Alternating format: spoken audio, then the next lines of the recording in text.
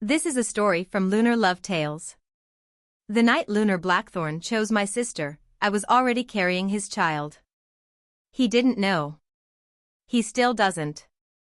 And standing here now, watching him slide the claiming band onto Delia's wrist while the whole pack cheers and the bonfire throws golden light across his face.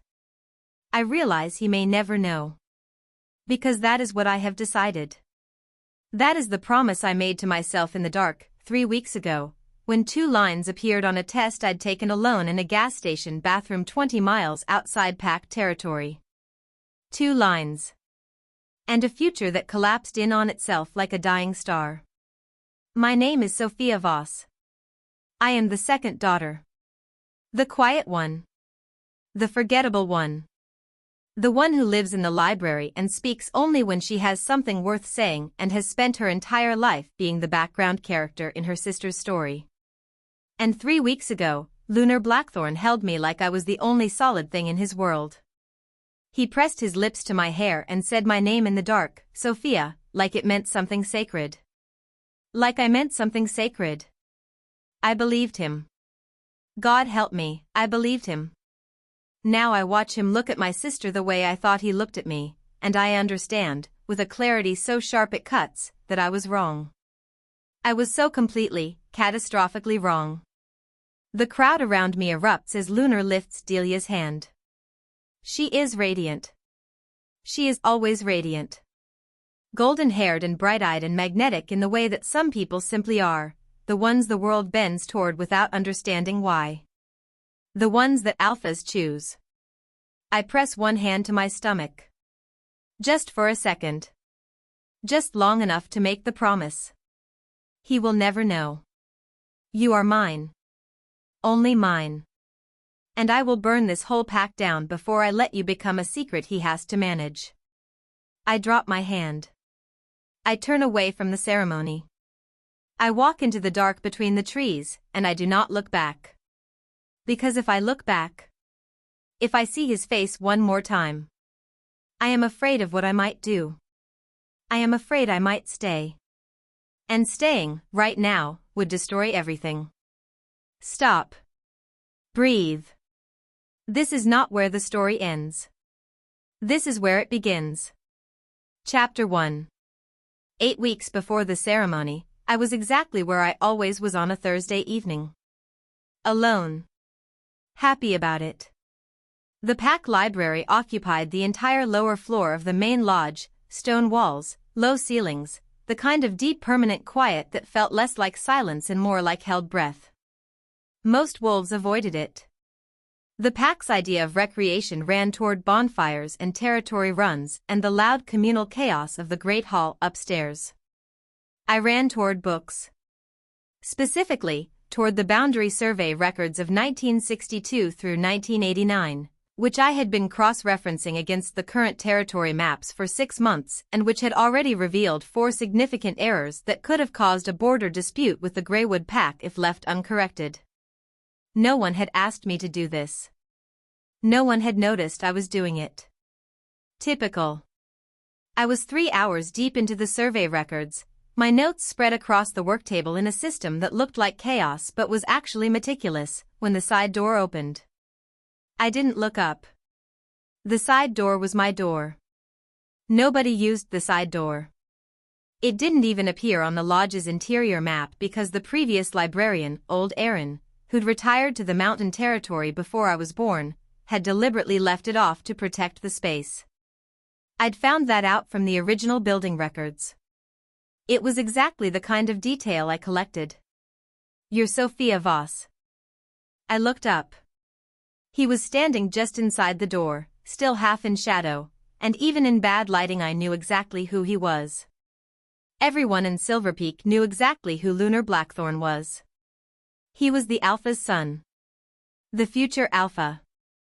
26 years old, broad-shouldered, storm-eyed, and possessed of the kind of contained authority that made even dominant wolves step back without quite understanding why they'd done it. He was also, notably, not supposed to be in my library. That door is unmarked, I said. I know. How did you find it? I looked for it. I set my pen down slowly. He didn't move from the doorway. Just stood there, watching me with those gray eyes like he was used to rooms rearranging themselves around him and was mildly curious whether I would do the same. I would not. Why were you looking for an unmarked door? I asked. Because I was looking for you. The words landed simply. No performance behind them. No alpha charm layered on top. Just the statement, flat and honest. I felt something shift in the room's atmosphere, or maybe in my chest, and I told it firmly to stop. I don't know you, I said.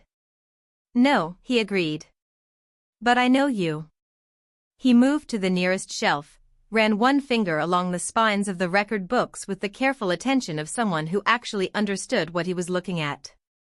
Sophia Voss, he said, almost to himself. Second daughter of Elder Voss. Pack archivist. You corrected the Thornridge boundary error last spring before it became a formal dispute. You run the east trails because the incline is harder and you prefer things that push back. I stared at him. You rewrote the emergency medical protocols for the southern den sites because the originals were outdated by 11 years and no one else had noticed. He looked at me then, directly. I noticed that you noticed. Something was happening in my ribcage. Something I was not going to acknowledge. What do you want? I asked. He was quiet for a moment. Wind pushed against the high narrow windows. Then he said, I want to know why someone who clearly sees everything chooses to be invisible. The silence after that was enormous. I opened my mouth. Closed it. He waited. And that was the thing, that was the detail that lodged in my chest like a splinter and refused to come loose afterward. He waited. Like my answer mattered. Like I mattered. I said, that's a complicated question for a Thursday evening. I have time. I don't know you. So let me fix that. He sat down across from me. Not beside me. Not in my space, not crowding the boundary. Across the table, at a respectful distance, with a patience that did not feel performed. I looked at him for a long moment. Then I looked back at my survey records. You can stay, I said. But I'm working. I know, he said. And he sat quietly while I worked. And that silence? That easy, undemanding silence was the most dangerous thing that had ever happened to me. Chapter 2. He came back. That was the part one hadn't planned for. The first time, I'd filed away as an anomaly. A curiosity. The alpha's son, bored perhaps, looking for something different from the noise upstairs, stumbling into my quiet by accident. But he came back Thursday. And then Tuesday.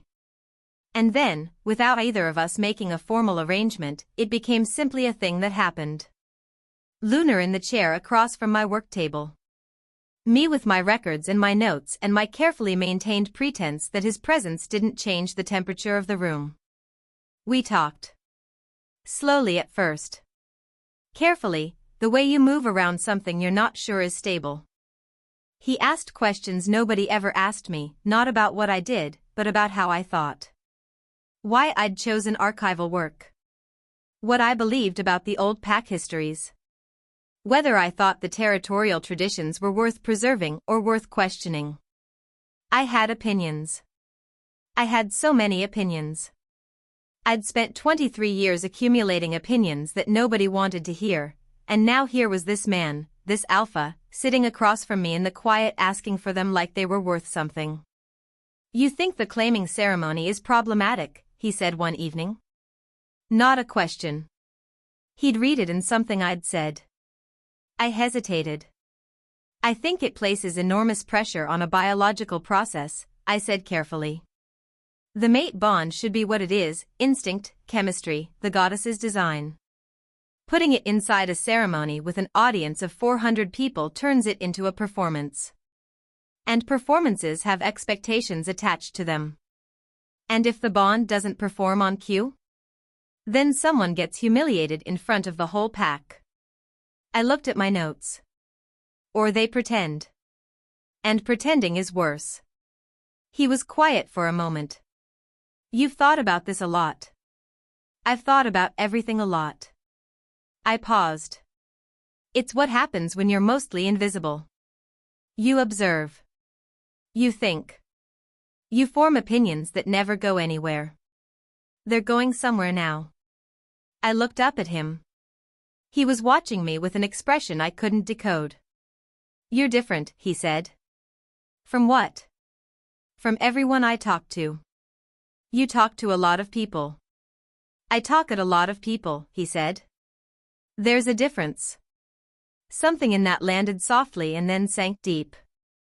I understood what he meant. I understood it in my bones, the exhausting performance of leadership, the way every conversation becomes a negotiation of power and expectation, the loneliness of a room full of people who want something from you. I'd experienced the loneliness differently. From the other direction. But I recognized it. You're lonely, I said. He didn't flinch. Yes, he said. Just that. Just the one word, no defensiveness around it, no alpha pride scrambling to cover the admission. I felt something move in my chest, something deep and tectonic, something I had no name for yet. I should have named it then. I should have recognized it and run. But I didn't. I said, so am I. And we sat in that shared admission the way you sit in a warm room when the weather outside is brutal. Grateful. And not yet afraid of what comes after. The following Thursday, he brought coffee. Not from the lodge's communal kitchen, real coffee, from the small cafe in the human town 20 minutes down the mountain, in a paper cup with my name written on it. My actual name. Not Sophie, the way everyone shortened it. Sophia. All 4 syllables, in his careful blocky handwriting. I stared at the cup for too long. You went to town, I said. I had business there. The alpha heir doesn't have business at Ember Coffee. He does now. A pause. You like the dark roast? I've seen the cups in the recycling. You've been looking at my recycling? I've been noticing, he said.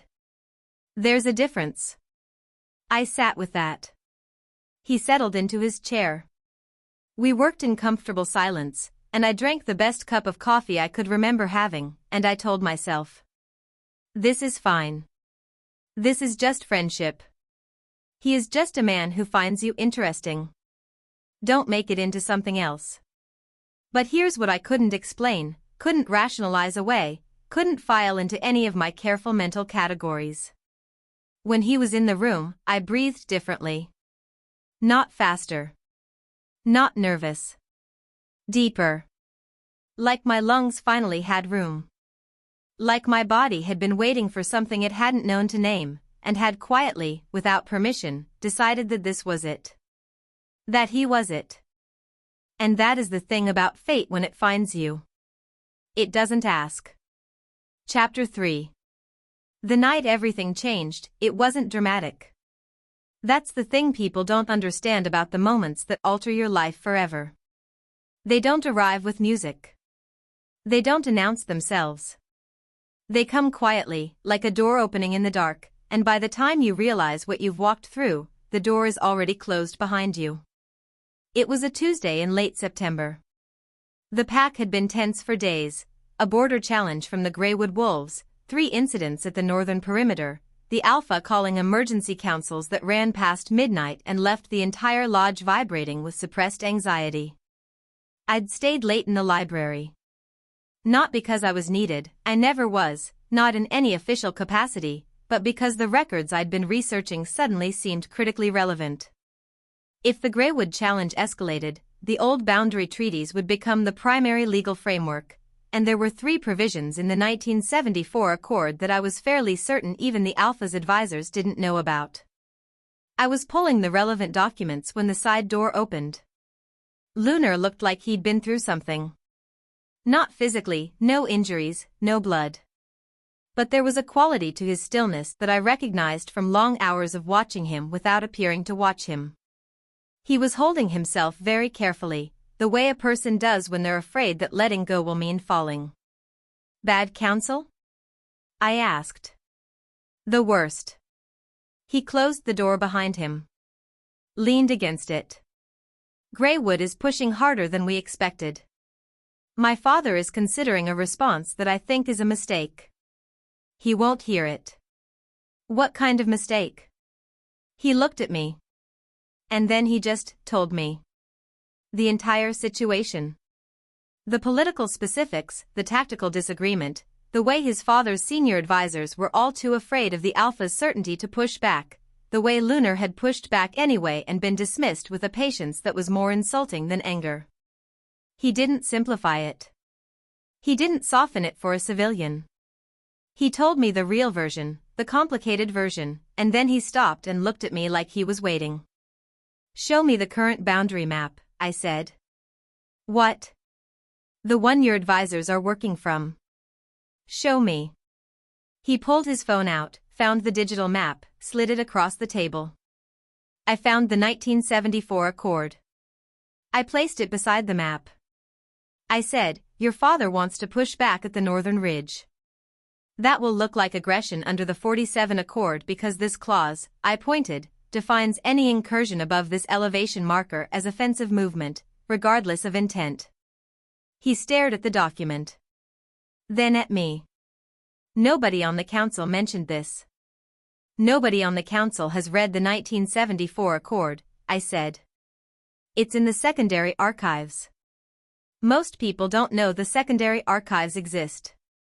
But you do. I reorganized them 2 years ago.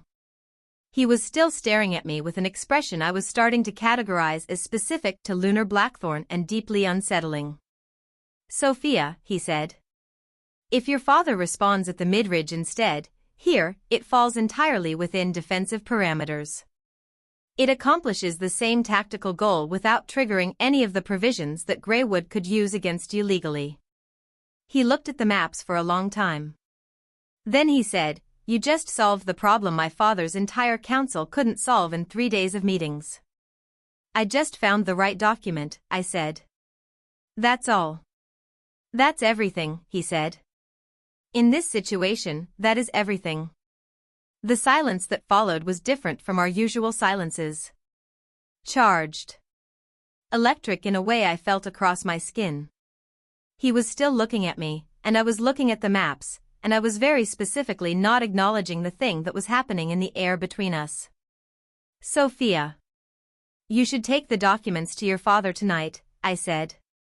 If the council is meeting tomorrow. Sophia. I made myself look at him. I should not have looked at him.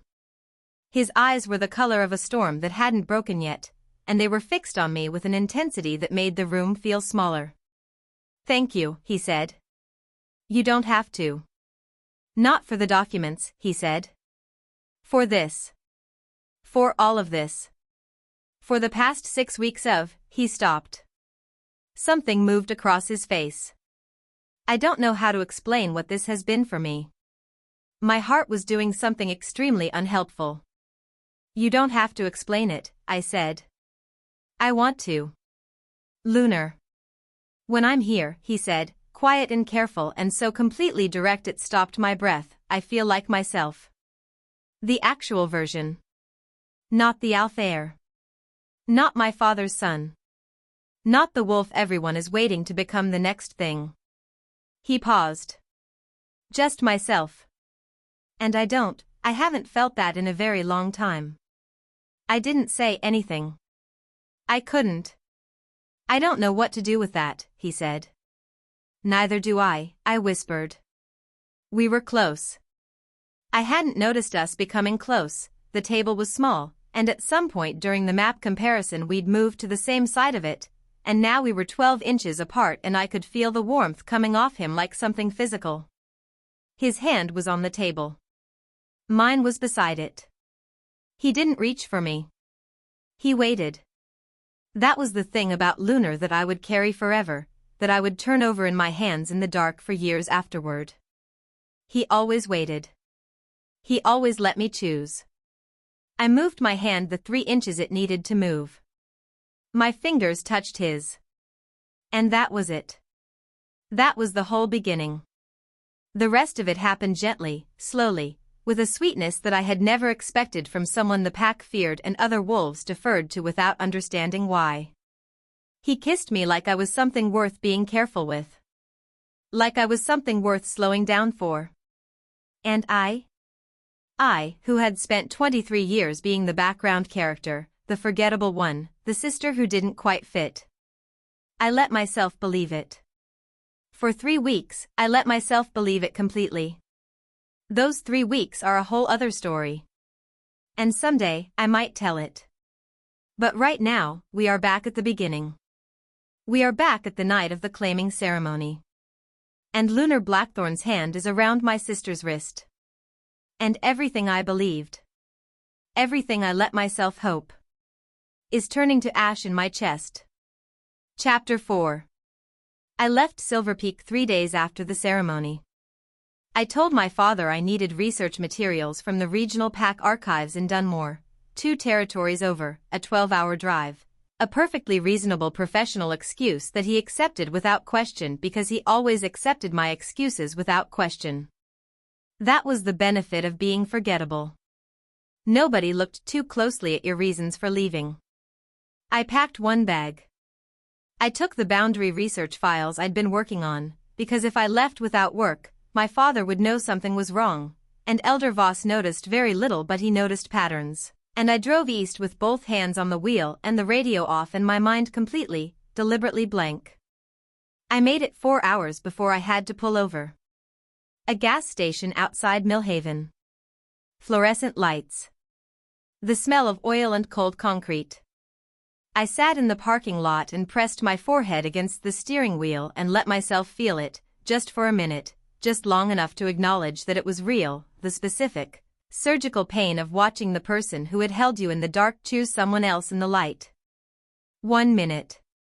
That was all I allowed. Then I straightened up. Then I drove. Dunmore was a smaller pack territory, older, quieter, built into the valley between 2 mountain ranges in a way that made it feel permanently sheltered from the rest of the world. The regional archives were housed in a converted mill on the eastern edge of town, run by an elderly archivist named Petra who had white hair and ink-stained fingers and absolutely no interest in pack politics or personal drama. I loved her immediately. She gave me a room above the mill.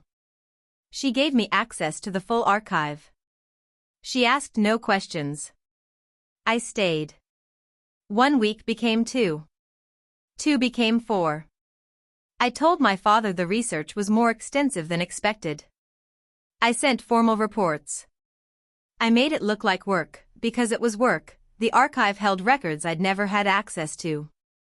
Boundary histories and treaty documents that filled gaps in Silver Peak's own records, and I threw myself into the work with the specific focus of someone who understands that the alternative to focus is collapse. I didn't think about Lunar. I thought about Lunar constantly. I didn't let myself think about the baby. I thought about the baby every second of every day. At 6 weeks, the pregnancy was still invisible to everyone but me. My wolf metabolism was already doing what shifter bodies did, adapting, protecting, quietly building around the new life with a ferocity that had nothing to do with my conscious choices. My body had already decided. It had decided before I had. I sat in Petra's archive and I read about territory law and I pressed my hand against my flat stomach in the dark and I thought, what am I doing? What am I actually doing? The answer I kept arriving at was, surviving. Just surviving. 1 day at a time. The call came on a Wednesday morning. I was cataloging a set of treaty amendments from 1931 when my phone lit up on the desk beside me. Delia. I stared at her name on the screen for 3 full rings. Then I answered. Sophomore. Her voice was warm and slightly breathless, the way it always was when she had news. You need to come home. I'm still in the middle of the research. Sophia. A pause. Something in the pause that I couldn't read. The Alpha's formal ceremony is in 6 weeks. Dad wants the family there. All of us. The formal ceremony. The one where the pack officially recognized the heir's chosen mate. The one where Delia would stand at Lunar's side in front of every wolf in Silver Peak and be named his future Luna. I know, I said carefully. You'll come? Of course. And Soph? Another pause. Her voice changed, softer, something underneath it I couldn't identify. I miss you. I feel like something's been strange between us since the claiming and I don't, she stopped. I just miss you. My throat closed. This was the thing about Delia. She was not a villain in this story. That was the part nobody would understand, if anyone ever knew. If this ever became the kind of story that got told, Delia was not cruel or calculating or aware of any sin she'd committed. She had felt the pull of the mate bond. She had taken the hand that was offered. She had done what every wolf was raised to do. And she loved me. She had always loved me, in her imperfect, luminous, slightly oblivious way. I miss you too, I said. And that, at least, was completely true. After I hung up, I sat for a long time without moving. 6 weeks. I would be visibly pregnant in 6 weeks. Not enormously, shifter pregnancies moved differently than human ones, compressed and accelerated by wolf biology, but enough. Enough that someone who was looking would see. And at a formal pack ceremony, everyone would be looking. I did the math I'd been refusing to do. I did it carefully, the way I did everything, methodically, thoroughly, without flinching from the numbers. He will know. The moment he sees me, if he pays attention, and Lunar Blackthorn always pays attention, he will know. And then everything will fracture. His ceremony. His mate bond. My sister's happiness. My father's position. Everything. I stood up from the work table. I walked to the narrow window that looked out over the mill's water wheel, still turning slowly in the current below. I thought about the gas station bathroom. 2 lines. The future that collapsed like a dying star. And then I thought about something else. Something I'd been avoiding thinking about since the night of the claiming. I thought about the last thing Lunar had said to me. Not at the ceremony, he hadn't spoken to me at the ceremony, hadn't even seen me in the crowd. Before. The last time we'd been alone together, the week before the claiming, when something had already begun to shift in him that I hadn't understood yet. He'd said, "There are things expected of me, Sophia. Things I don't know how to fight." I'd said, "What kind of things?" He'd looked at me with those storm gray eyes, and there'd been something in them I hadn't been able to name. Something that looked, now, from this distance, like goodbye. He knew, I thought. The realization arrived cold and complete. He knew something was coming. He was trying to tell me. The question was, what had he known? And why hadn't he told me plainly? And what, exactly, had made Lunar Blackthorn, who could face down a Greywood border challenge without flinching, too afraid to say one honest sentence to a woman who had given him everything? That question settled into my chest. And it changed something. Because grief was one thing. But confusion with teeth in it? That was something else entirely. That was something that demanded answers. Chapter 5. I went home 5 weeks before the formal ceremony. Not because I was ready. Because I needed to understand. Silver Peak looked the same, the mountain road, the sentinel pines, the way the lodge's lights came into view through the trees like something from a dream I'd had so many times it had lost the quality of surprise. It looked the same. I was different. I drove through the main gates in the early evening, when the pack was shifting between the day's work and the night's gathering, when the lodge would be busy enough that my arrival wouldn't be an event. I was wrong. Delia was waiting in the driveway. She must have heard my car from inside, wolf hearing, always a complication, because she was already on the front steps when I pulled in, and she crossed the gravel at something close to a run and had her arms around me before I'd fully cleared the door. She smelled like home. Like cedar and the specific floral shampoo she'd used since we were teenagers. I let myself be held. I let myself hold her back. And I thought, she doesn't know. She has no idea. She is completely innocent of everything except being exactly who she's always been. When she pulled back, her eyes were searching my face. "You look thin," she said. "I'm fine." "You don't look fine." She took my bag before I could argue. "You look like you haven't slept." "Long drive." "Sophia." "Delia." We stared at each other. She was doing the thing she always did, the big sister assessment, cataloging, measuring against some internal baseline. My heart was pounding. Could she smell it? The change in my body chemistry, the specific hormonal shift of pregnancy. A wolf should be able to detect it at this distance, at this intimacy, if she knew what she was smelling for. But Delia's nose had always been better with territory markers than with people. She'd told me that once, laughing. "I can find a greywood wolf at 2 miles, but I can never tell when Dad is lying." I had filed that information away. I was grateful for it now. "Come inside," she said. I made food.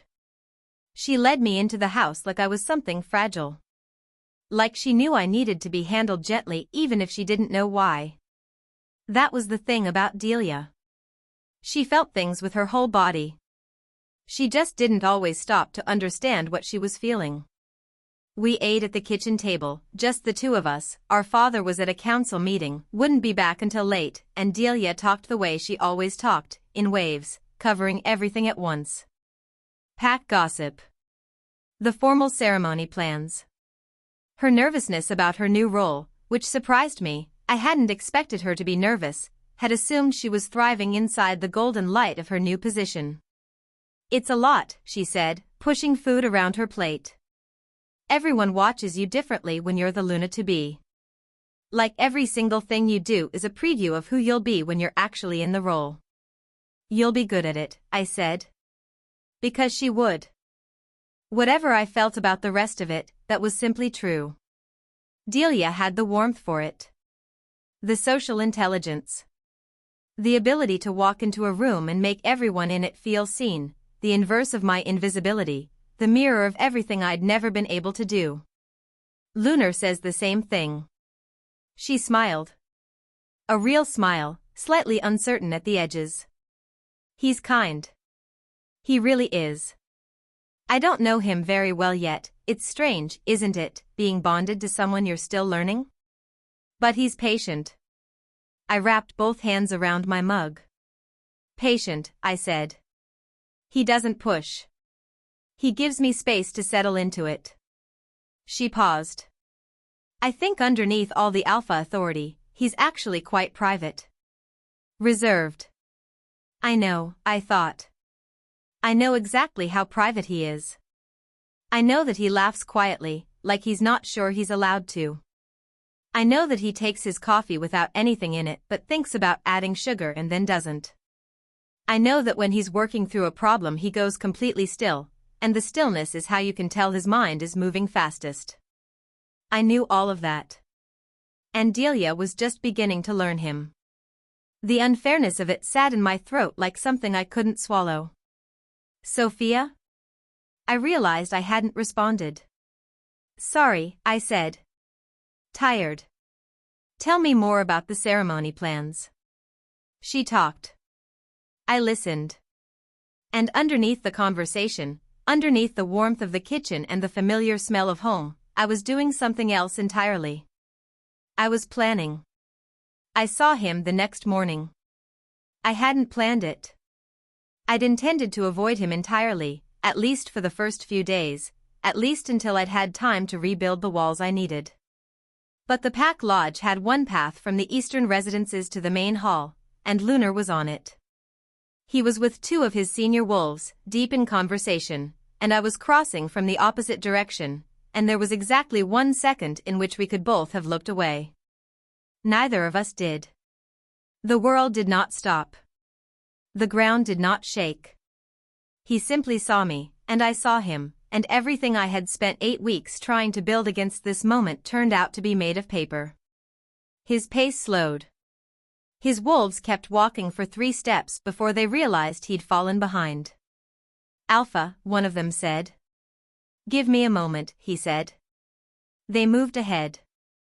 He crossed the path toward me. And I stood completely still because moving felt impossible and also because some furious, grief-scorched part of me refused to be the one who ran. "Sophia," he said.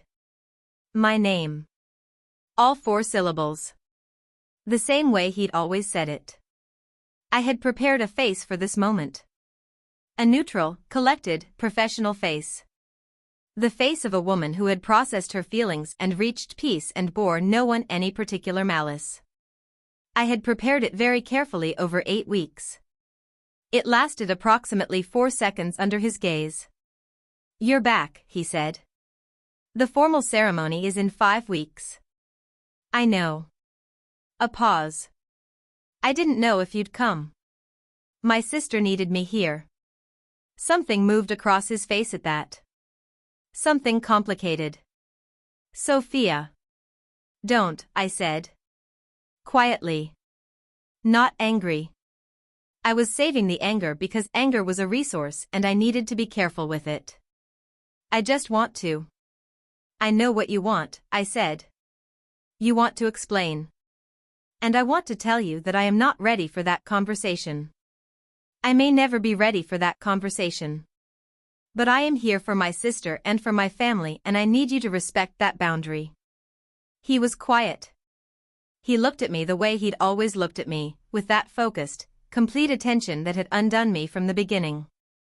"Are you all right?" he asked. And the gentleness of it. The specific gentleness of the question. "Are you all right?"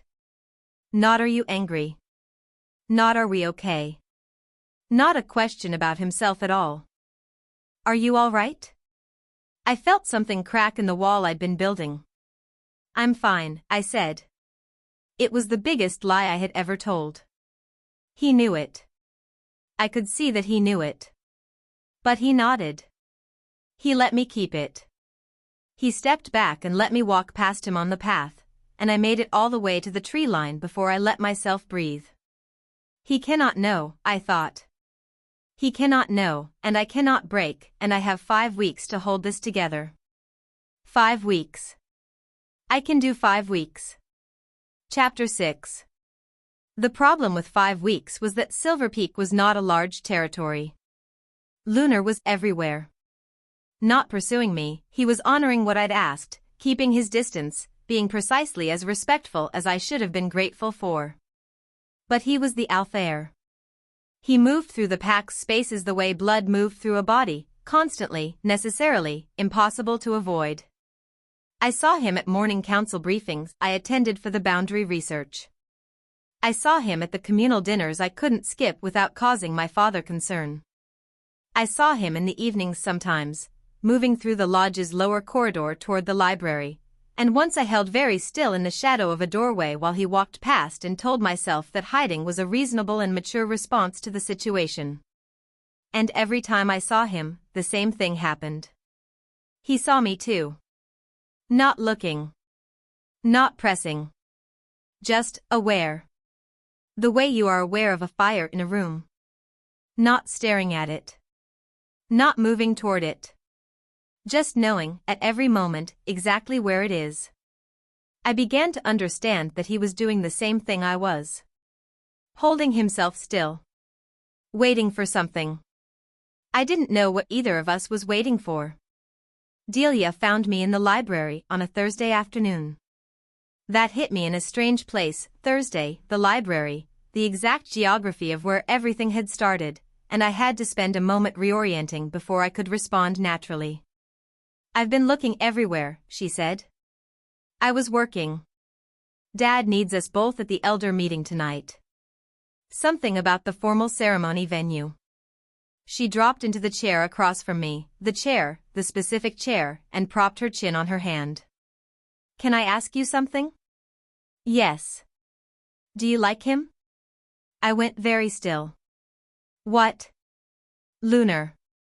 She was watching me with that feeling, with her whole body attention that I always underestimated. I know it's a strange question. He's going to be your brother-in-law. I want you to like him. You're the person whose opinion matters most to me, and you've barely spoken to him since I got back, and I can't tell if you think he's wrong for me or if you're just— She stopped. I don't know. I can't read you lately.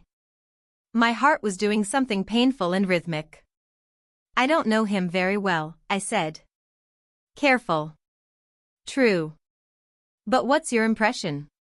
I looked at my sister.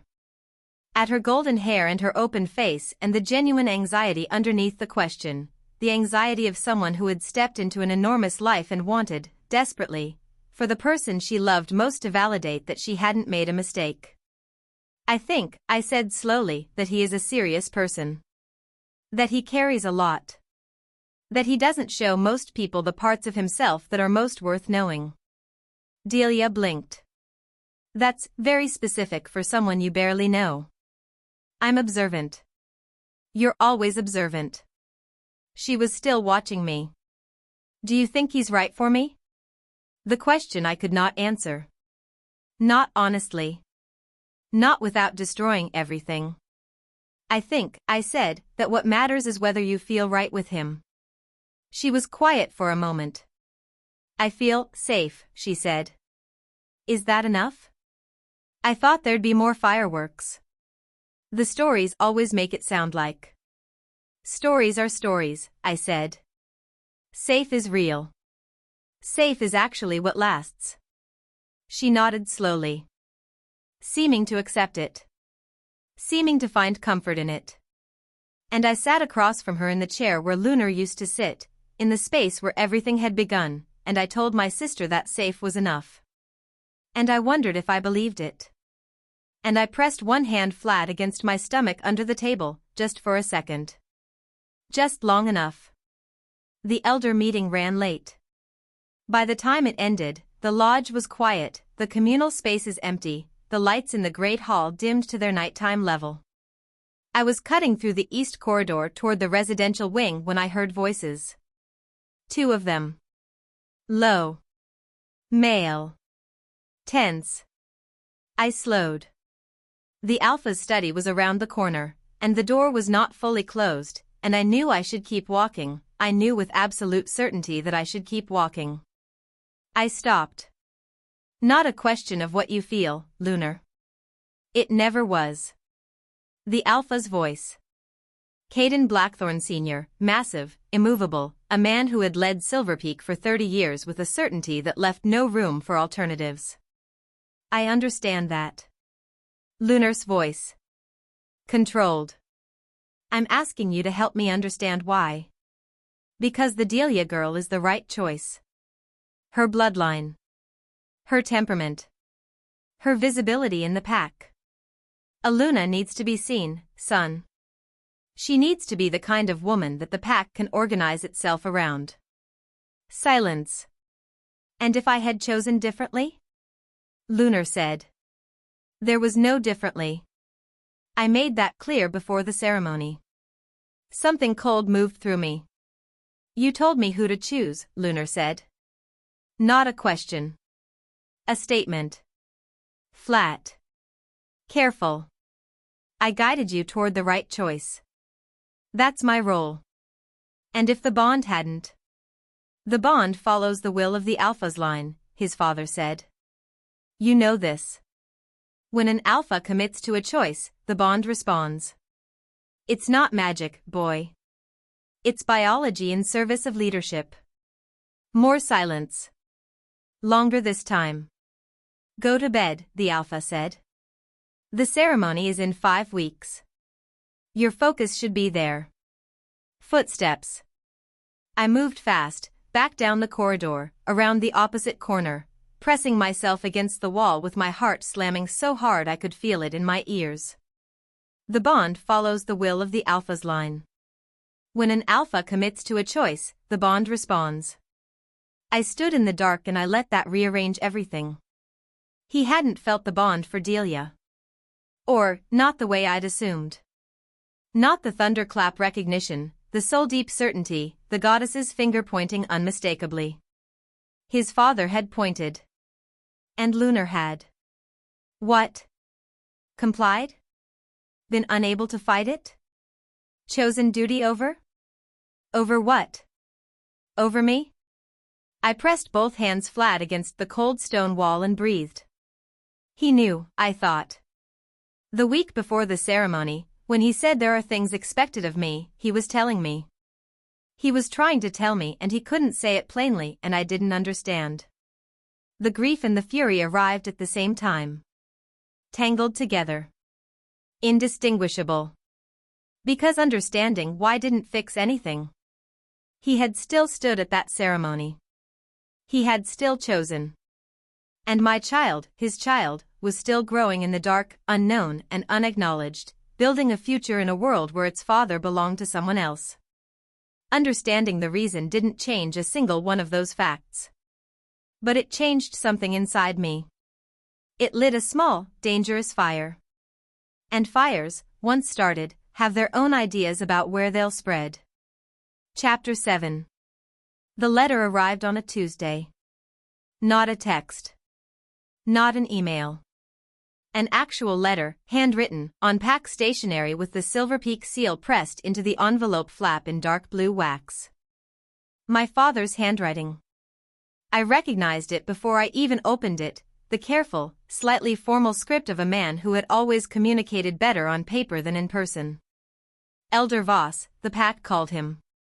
Dad, I had called him, once, before my mother died and the grief made him smaller and the distance between us became a habit neither of us knew how to break.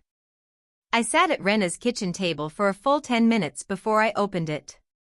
Sophia. I am not writing to pressure you. I want that said first, and clearly. But I am writing because you deserve to know what is happening here, and because I have kept too many things from you for too long, and I am trying, imperfectly, too late, to do better. Lunar Blackthorn has come to me 3 times. Not once. 3 times. The first time was 2 days after the ceremony. He wanted to know where you were. I told him I didn't know, which was true at the time.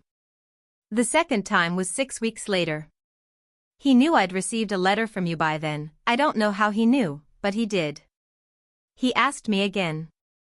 I told him you were safe and that you had asked for privacy. He accepted that. He didn't look like a man who accepted it easily. The third time was last week. He didn't ask about you this time. He told me something. He told me that the night of the claiming ceremony, the moment the bond recognition hit him, it went to the wrong direction. Those were his words, Sophia. The wrong direction. He said he has been trying to understand it ever since. He said the bond with Delia is, his word, incomplete. That something is missing that he cannot name. That every instinct he has tells him something went wrong that night, but he doesn't know what, and he doesn't know how to find the answer. I think you know what the answer is. I'm not telling you what to do with it. That is yours to decide. But I thought you should know that he is asking. And I thought you should know that I am sorry, Sophia. For the ways I have made you feel invisible in this family. For the ways I let your sister's brightness convince me your light was smaller. It was never smaller. I just wasn't paying the right kind of attention. Come home when you're ready. Or don't come home. But let me know you're all right. Your father. I read it twice. Then I put it face down on the table. Then I picked it up and read it a third time. The wrong direction. I pressed both hands flat on the table surface. Breathed. The bond went to the wrong direction. I knew what that meant. Every wolf knew what that meant, even those of us who'd spent more time studying the history of mate bonds than experiencing them. It meant the recognition had been confused. It meant that in a room full of Voss blood, my blood, Delia's blood, the same genetic signature, the same familial scent thread running underneath our individual ones, the bond had reached for the right person and found the wrong sister. It happened. Rarely. In the old records, I'd found 4 documented cases across 2 centuries. A tragedy of biology and circumstance. 4 cases. And in 3 of them, the true mate had already left. In one of those 3, the alpha had followed. I stood up.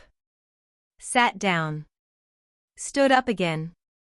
Went to the window. The winter outside was the gray-white of mid-January, the snow old and packed, the sky low and heavy with more to come. He is asking. What did I do with that? What was I supposed to do with the information that the man who had broken me without knowing he was doing it was now searching for the reason he felt broken himself? I thought about the morning after the ceremony. Him in the library, Tess had said. 2 hours. I thought about 3 visits to my father. 3 times. I thought about the wrong direction and what it cost a man like Lunar Blackthorn to say those words out loud, to an elder, to the father of the woman he was supposedly bonded to, and I felt something complicated and enormous move through me. Not forgiveness. Not yet. But the first crack in the wall I'd built. Just a crack. Just enough light to be dangerous. I didn't write back to my father that day. I wrote back 4 days later, after I'd turned the letter over and over in my mind until I'd examined every angle. Dad. Thank you for telling me. Thank you for the apology. I'm not ready to talk about it yet, but I heard it, and it matters. I'm not ready to come home. But I need you to know something, and I need you to keep it between us until I decide what to do. I'm pregnant. 5.5 months. The baby is healthy. I am healthy. Rena she's been wonderful. I'm not telling you who the father is yet. I think you may already know, or suspect. Please don't confirm it to yourself out loud, not even in your own head, until I'm ready. I need more time. But I wanted you to know you're going to be a grandfather. I thought you deserved that. Sophia. His reply came in 2 days. 1 line. I will wait as long as you need. I am already proud of you. Dad. I cried again. Less ugly this time. Something softer. Chapter 8. I made a decision in February. Not the big decision, not the one about Lunar, about the secret, about what happened when those 2 things finally collided, as I was beginning to understand they inevitably would. A smaller decision. I was going back to Silver Peak. Not permanently. Not with any announcement. But the Maplewood Archive project was wrapping up. My father's letter had cracked something open in me that needed tending, and the truth was, I was 7 months pregnant and I wanted to be near familiar ground before the birth. I wanted to be near my own territory. My wolf wanted it. She had been restless for weeks, pacing the edge of Rena's property line in the mornings, pushing south in her runs, pulling towards Silver Peak with an instinct I couldn't override no matter how hard my human mind argued. Home, she kept saying, in the wordless language of the animal self. Home. Pack. Ours. I couldn't argue with her forever. I told Rena on a Sunday morning. She looked at me for a long time. Are you ready? She asked. No, I said honestly. But I don't think I'm going to become ready by waiting. What about? I don't know, I said, before she could finish. I genuinely don't know what happens when I see him. I don't know what I'll do.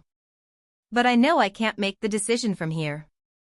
I need to be in the same place as the decision. She nodded slowly. I'll drive you up, she said. Rena. 7 months pregnant, 4-hour drive, winter roads. She gave me a look. I'm driving you. I laughed. Okay, I said. Thank you. Stop thanking me, she said. It's annoying. It's genuine. I know. It's still annoying. Pack your books. I came back to Silver Peak on a Wednesday afternoon.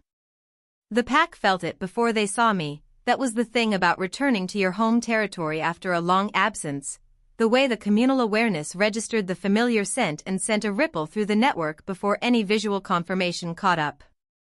By the time Rena's car pulled up to my father's house, there were 3 wolves on the porch who had not been there when we turned onto the road. Tess was one of them. She launched herself off the porch steps before the car fully stopped. "I knew it," she said, pulling me into a hug that required some navigation around my stomach. "I told Pren last week," I said, "she's coming back, I can feel it." "You cannot feel it," I said into her shoulder. "That's not a thing." "It absolutely is a thing, I am very intuitive, don't undermine me." She pulled back and looked at me, really looked, the way Tess always did, the way that made you feel both seen and slightly exposed. Her eyes dropped to my stomach. Back to my face. "Sophia." "I know," I said. "Okay," she said softly. She squeezed my hands. She did not ask questions. God, I had missed her. My father was waiting inside. He looked older than I remembered. 7 months was long enough for grief to leave marks, and I realized, with a start, that he had been carrying his own version of this. The not knowing. The worry. The space in the house where I usually was. He opened his arms. I walked into them without hesitation. We stood like that for a long time. Neither of us spoke. We didn't need to. I had been home for exactly 4 hours when I heard the knock. Not the front door. The side entrance. The one that faced the tree line, that looked out onto the eastern trails. My heart did something immediate and involuntary. I told it to stop. It did not stop. I opened the door. Lunar Blackthorn stood on the step. He looked different. The same and different. The same broad frame, the same storm-gray eyes, the same contained authority that the air around him seemed to organize itself in response to. But there was something underneath it that hadn't been there before.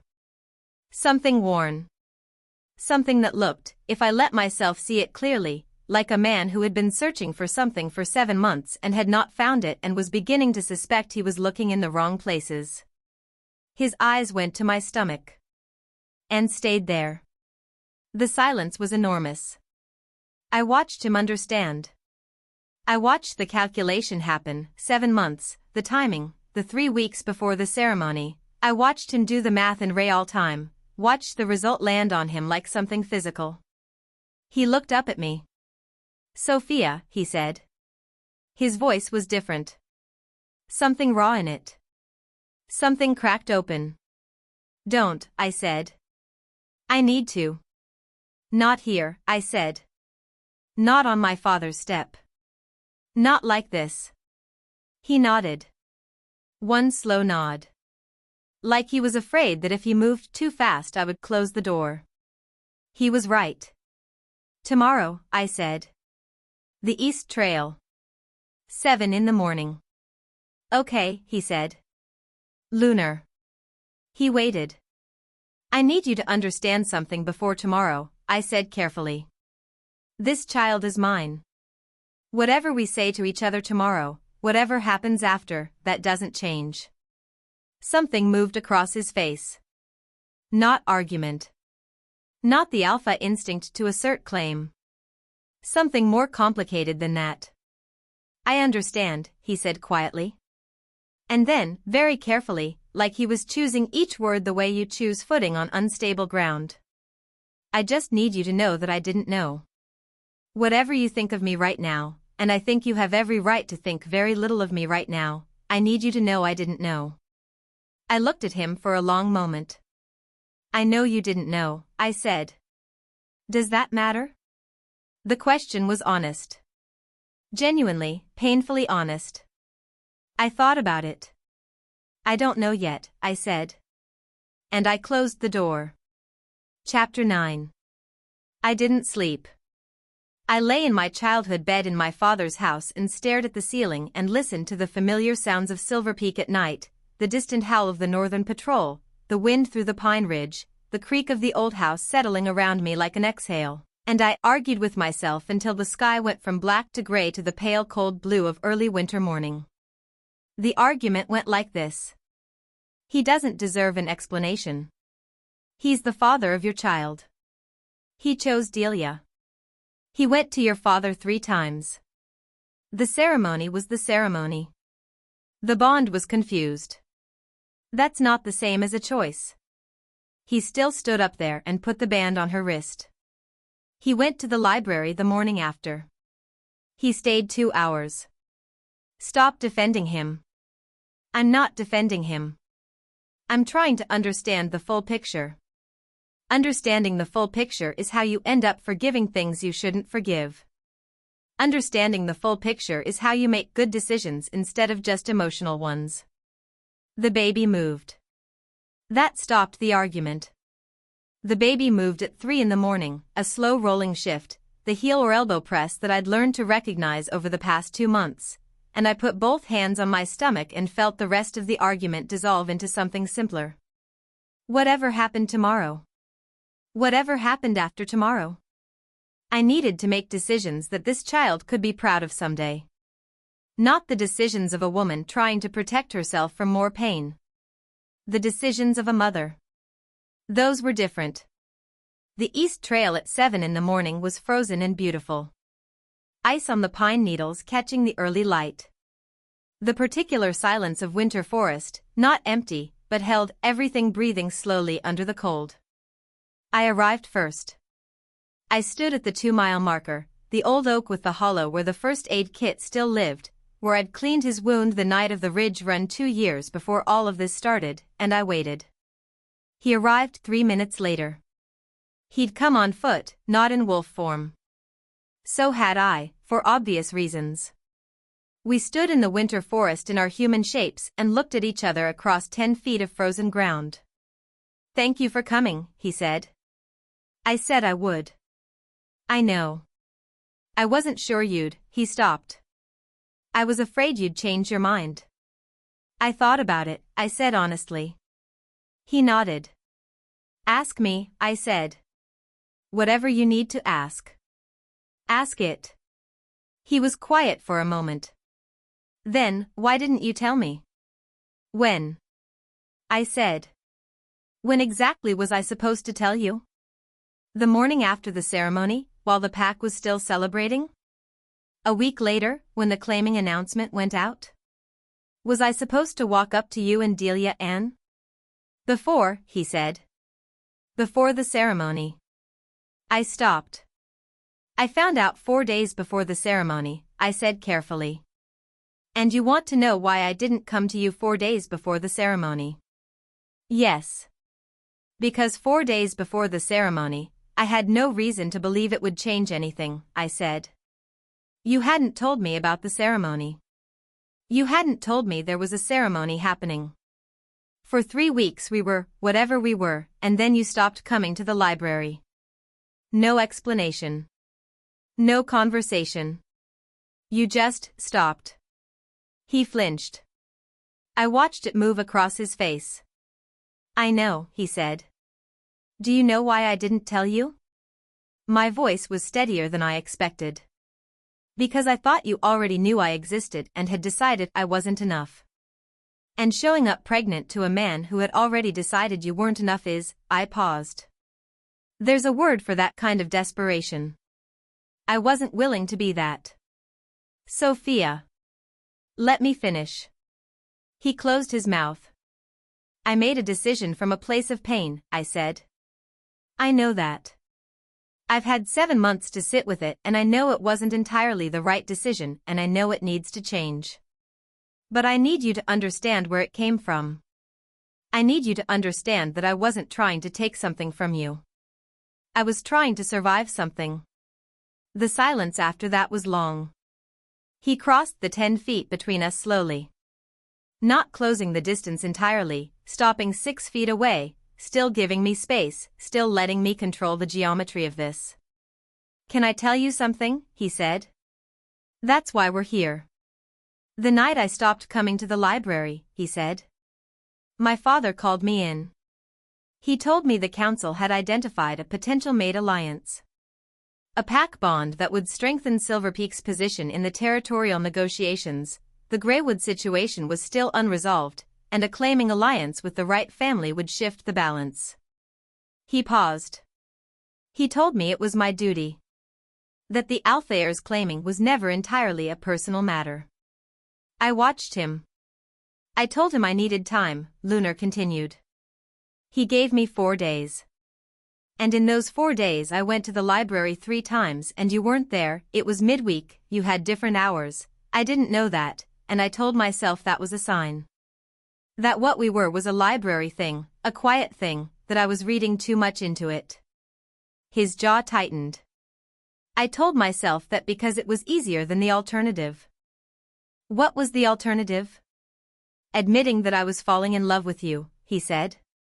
And that doing my duty was going to cost me something I hadn't expected to find. The winter forest went very still. I felt my breath stop. Then start again. The ceremony, I said. The bond. The bond fired the moment I walked into the clearing, he said. And I have told myself for 7 months that I was imagining the direction. That it went where it went and that was the goddess's will and I needed to accept it. His eyes were steady on mine. But I have spent 7 months feeling like something in me is pointed in the wrong direction, and then last night I stood at your father's door and I looked at you, Anne. He stopped. He pressed a hand to his chest. Just for a second. It stopped, he said quietly. The feeling stopped. Like something in me finally settled. I couldn't speak. I think the bond is yours, he said. I think it has always been yours. I think in that clearing, with your blood in the air, you and Delia, the same family signature, something went wrong that the goddess didn't intend. He paused. And I think some part of me has known that since the night it happened. And I have been a coward about it. The word landed hard. Coward. He said it about himself without softening it. Without excuse.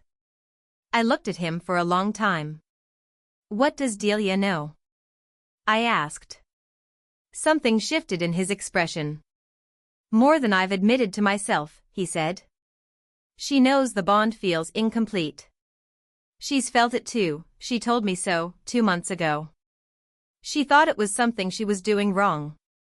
His voice went tight. She has spent 2 months believing she was failing at something that was never her fault. My eyes closed briefly. Delia.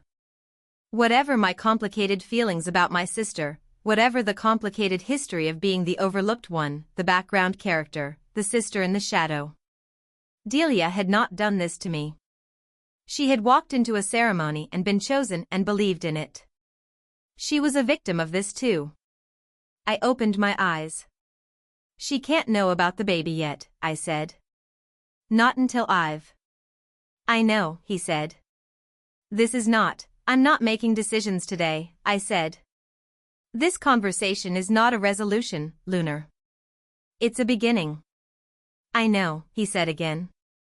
I need time. I'll wait, he said. However long. I'll wait. And the thing about the way he said it. The thing that cracked the last of my careful armor, just slightly, just at the edges, was that it sounded exactly like the truth. Chapter 10. I saw Delia on a Friday. Not by design. I had spent 3 days after my conversation with Lunar moving carefully through Silver Peak, relearning the geography of home, the rhythms of the pack, the particular texture of belonging to a place that had changed in your absence, or perhaps that you had changed in relation to. I went to the library. Old Pren at the front desk looked up when I walked in, made a sound that was halfway between relief and scolding, and said, 7 months and not a single word, Sophia Voss, and then immediately handed me a stack of misfiled records that had apparently been causing him distress since October. I sat at my old work table. I filed the records. And something in me nodded. Not everything. Not the big things. But the small, specific nod of this is still mine, this still fits, I still belong here, that one loosened, and I breathed easier for it. I was coming out of the east side entrance on Friday afternoon when I almost walked directly into my sister. Delia stopped. I stopped. We stood 3 feet apart on the stone path and looked at each other for the first time in 7 months. She looked like Delia. Golden and lovely and immediately, instinctively warm. That was the thing about my sister that I had spent years being resentful of and had finally, somewhere in the frozen quiet of Maplewood's winter, made a kind of peace with. Her warmth was not a performance. It was not strategic. She was simply a person whose first impulse toward other humans was openness. Even now. Even looking at me with 7 months of absence and my very obvious pregnancy between us. Her eyes went to my stomach. And filled. Sophia, she said. Delia. She pressed a hand to her mouth. You're so far along. 7.5 months. She made a sound I couldn't quite categorize. Not quite a cry. Not quite a laugh. Something in between. I didn't know, she said. I know you didn't. Why didn't you? She stopped herself. No. That's not, I don't get to ask that. You don't owe me an explanation. Delia. I should have called more, she said. After you left. I called twice and you didn't answer and I told myself you needed space, but I think I was also, her jaw tightened slightly. I think I was also afraid. Of what you might say. Of what you might think of me. I don't think badly of you, I said. You should, she said quietly. I took up all the air. My whole life, I took up all the air, and I let you be invisible because it was easier than making room. The words landed in a complicated place. Because they were true. And because they were also the most self-aware thing my sister had ever said to me, and I hadn't expected them. This isn't the place, I said. Or the moment. No, she agreed. She wiped her eyes quickly, the efficient wipe of someone who refuses to make a scene. But can I just say one thing? Just one. I waited. I'm glad you're home, she said. Whatever else is happening, whatever is complicated and unresolved and hard, I'm glad you're home, Sophia. I missed you. I looked at my sister. At the golden girl who had always stood in the light without meaning to cast a shadow. I missed you too, I said. And I meant it. Both things were true. That was the thing I was learning about complicated situations. Multiple true things could exist simultaneously. You could miss someone and be hurt by them. You could love someone and need distance from them. You could be angry at a situation without the anger belonging entirely to any one person. We were not enemies, Delia and I. We were two women caught in the same gravity, pulled in directions we hadn't chosen, trying to find solid ground. Coffee, Delia said suddenly. What? Not now. Not today. But, when you're ready. Coffee. Just us. She gave me a look that was pure Delia, direct and warm and slightly daring. We've never actually talked, Sophia. Not really. I think it's about time. I considered her. Okay, I said finally. Yeah? Yeah. She exhaled. Like she'd been holding that breath for 7 months. Okay, she said softly. We stood for another moment in the cold afternoon. Then she reached out. Slowly, giving me every opportunity to step back. And touched my stomach. Just her palm, gentle and brief. She closed her eyes. Opened them. She's strong, Delia said. I stared at her. How did you? I don't know, she said. I just felt it. A small wondering smile. She's going to be extraordinary, Sophia. Something moved through me. Warm and fierce and complicated. She. Go home, I said, because my voice was about to do something embarrassing. I'll find you about coffee. Delia smiled. Full and genuine and entirely herself. I'll be waiting, she said. And walked away down the stone path. And I stood there with my hand on my stomach and the late afternoon light going gold around me, and I thought, this is not the story I expected to be living. But maybe it's the story that needed to happen. Chapter 11. The meeting with the pack elders happened on a Monday. I hadn't requested it. Lunar had. He told me about it the evening before. He came to my father's house, stood in the hallway with his hands in his jacket pockets and the particular careful stillness he always used when he was trying not to push, and told me what he intended to do. I'm going to tell them, he said. The full counsel. The nature of the bond. What I believe happened at the ceremony. I stared at him. You understand what that means, I said. Yes. It means dissolving the claiming. Yes. Delia. I've already spoken to Delia, he said. The heir went out of the room. I stopped. When? 2 days ago. His expression was complicated. She deserved to hear it from me directly. She deserved the full truth, not a version of it. What did she say? He was quiet for a moment. She said she'd known for months that something was wrong, he said. She said she'd been waiting for someone to be brave enough to say it out loud. His jaw moved. She said she was angry. Rightfully. At the situation, at the bond confusion, at all of it. He paused. She said she wasn't angry at you. I sat down. My legs had made the decision before my brain did. She asked me to tell you that specifically, Lunar said. She said she wasn't angry at you and she needed you to know that before any of the official things happened. I pressed my fingers to my mouth. Delia. She's remarkable, I said, almost to myself. Yes, Lunar agreed. She is. We sat with that for a moment. The complexity of it. The grief of it, in its way, because Delia had believed in this bond, had built a future on it, had given herself to it completely. And it was being taken from her through no fault of her own. That deserved acknowledgement. That deserved grief. Is she all right? I asked. She's Delia, he said. So she cried, and then she made me tea, and then she told me I'd better fix it properly or she'd make my life extremely difficult. A ghost of something moved across his face. She also said that if I hurt you, she would personally ensure I regretted it for the rest of my natural life. A sound came out of me. Not quite a laugh. Close. That sounds right, I said. It was extremely convincing, he said. We looked at each other across my father's hallway. Lunar, I said carefully. I need to ask you something and I need you to answer me honestly. Anything. Are you doing this because of the baby? He was still.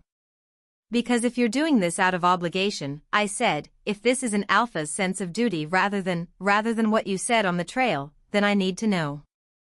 I would rather raise this child alone with full clarity than build something on a foundation that isn't real.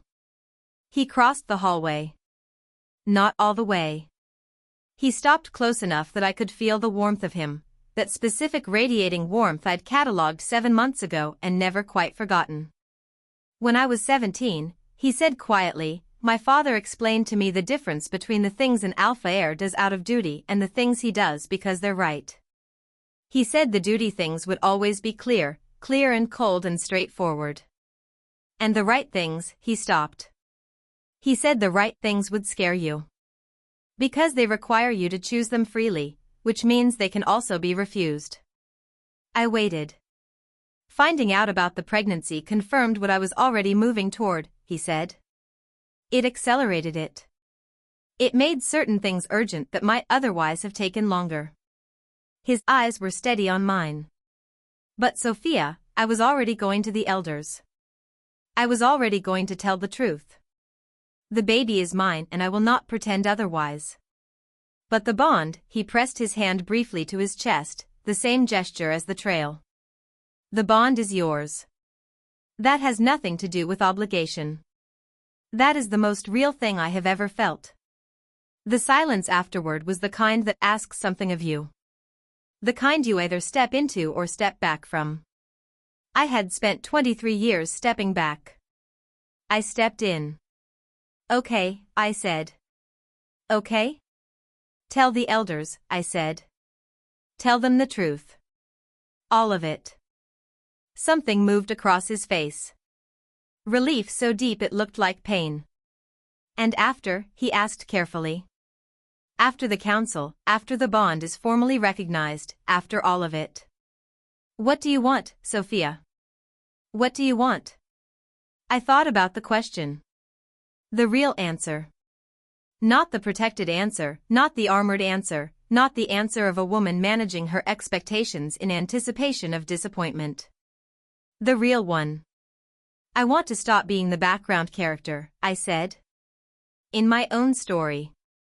I want to stop making myself small enough to be overlooked and then being surprised when people overlook me. You were never small, he said. You were never overlooked. Not by me.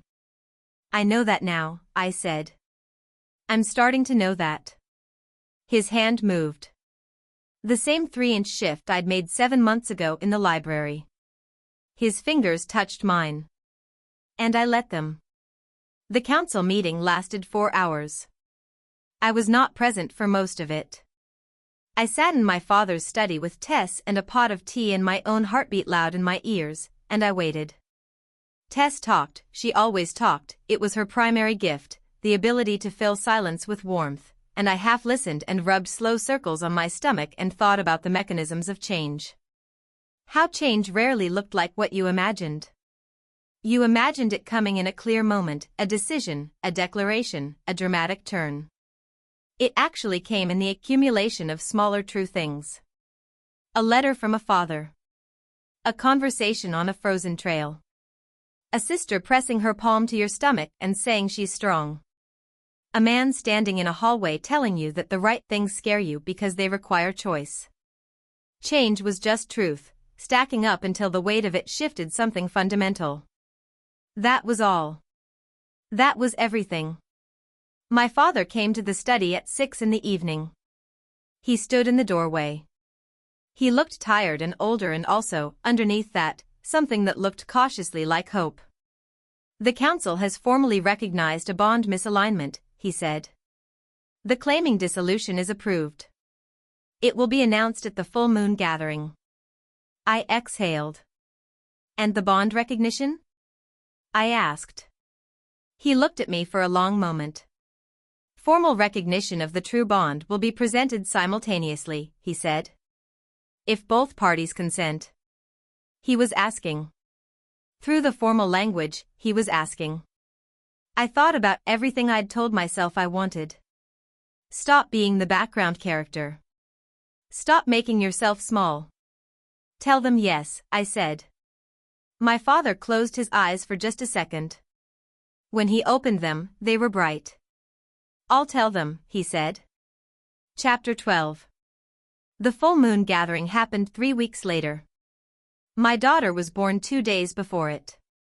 She came fast and fierce and loud, which Rena said was clearly her personality establishing itself early, and which I thought was probably accurate.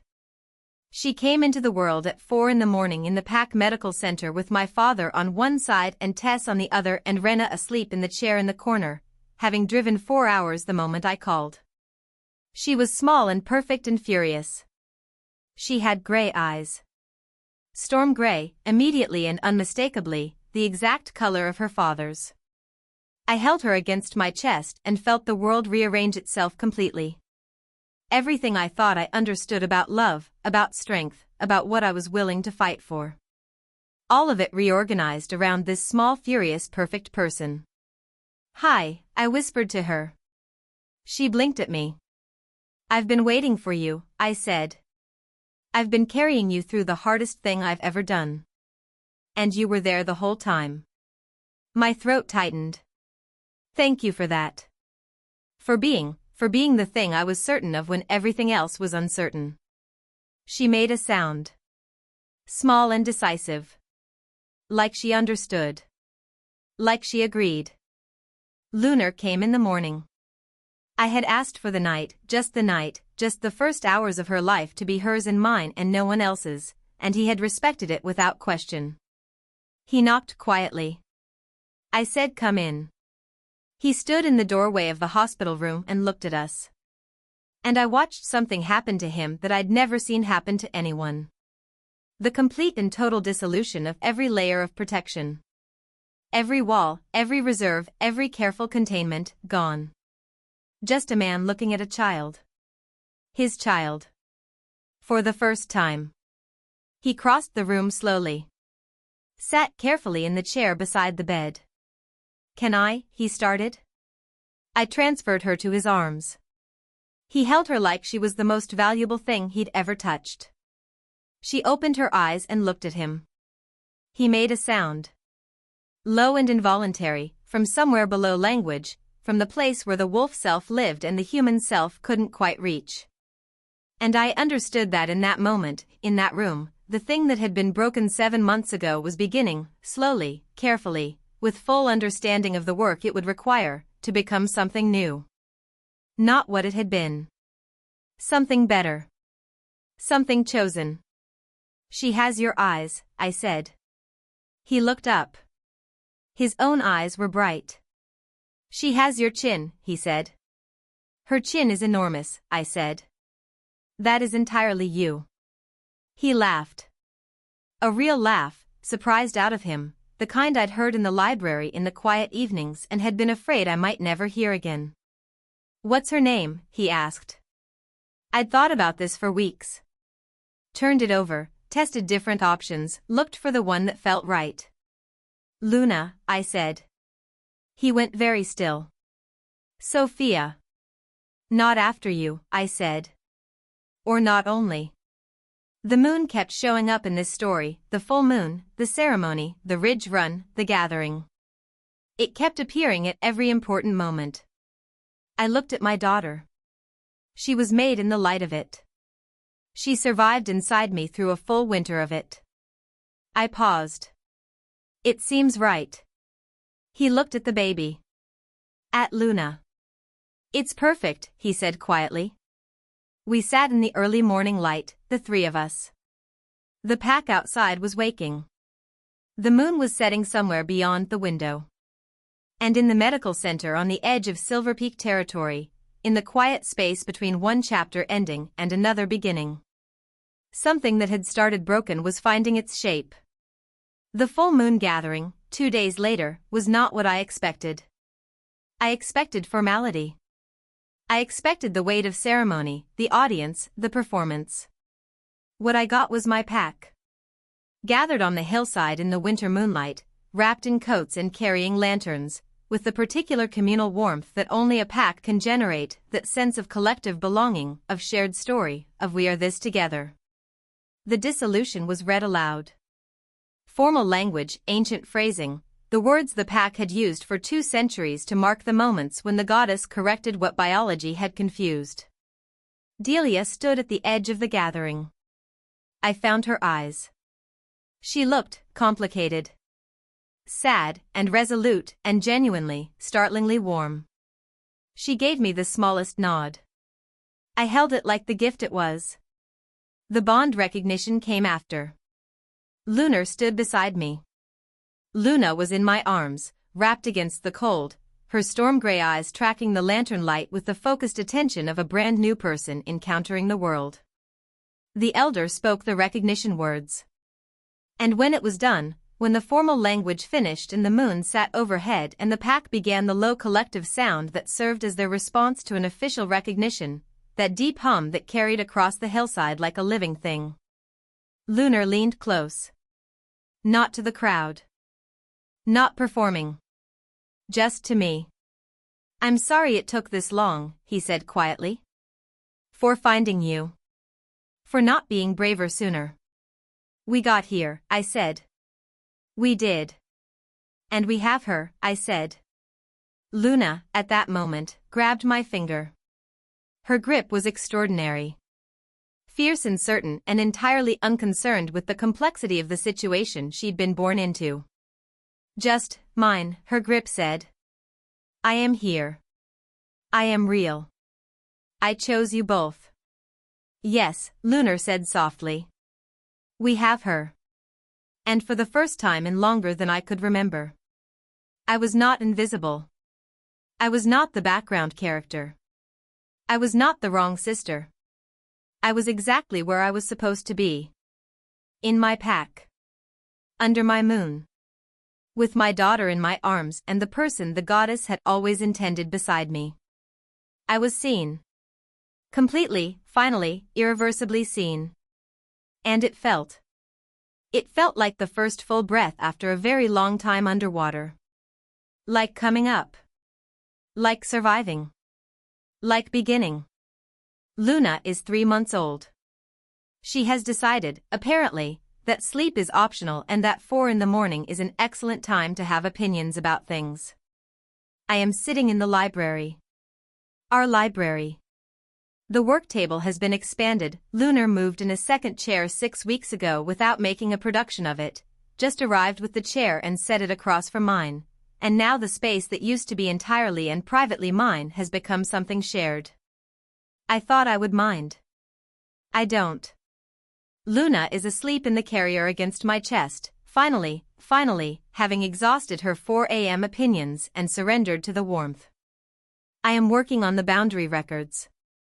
I am always working on the boundary records. Some things don't change. Delia came to coffee last week. We sat in the small cafe on the eastern edge of packed territory for 3 hours and really talked, the way she'd said we never had, and she was right.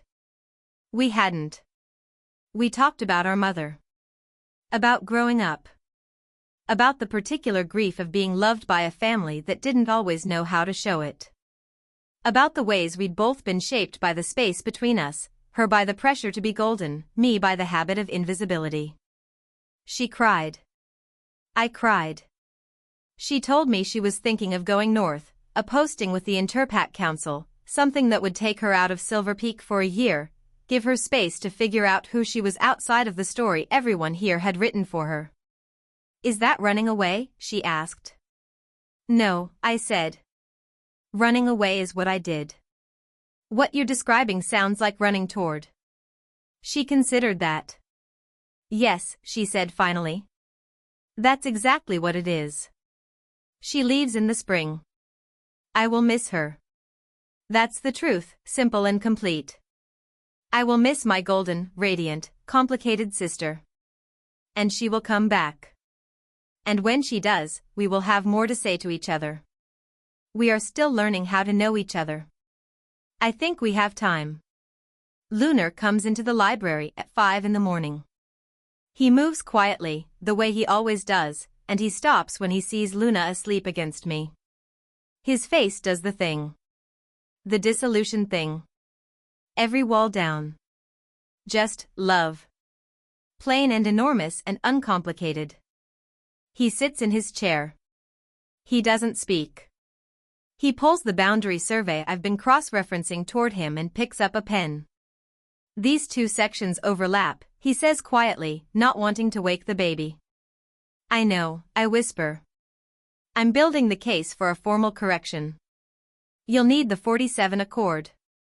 Already pulled it. He looks at me. And in his expression is everything.